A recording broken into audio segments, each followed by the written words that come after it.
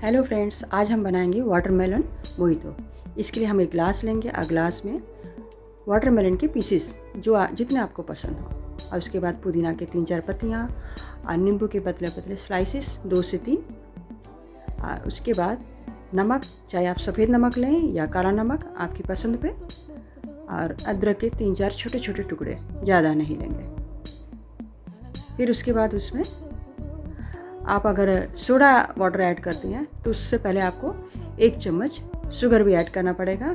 अगर आप soda water नहीं लेती हैं तो कोई ज़रूरत नहीं। अब उसके बाद हम इसको क्रश करेंगे। क्रश अच्छे से करेंगे। क्रश करते समय देखेंगे कि वाटरमेलन अपने से ही पानी रिलीज़ कर दिया। अब इसमें मैंने स्प्राइट मिलाया है और इसके बाद आइस क्यूब मिलाऊंगी। आइस क्यूब आपकी चॉइस पे 3-4 पीस से ज़्यादा भी आप ले सकते हैं।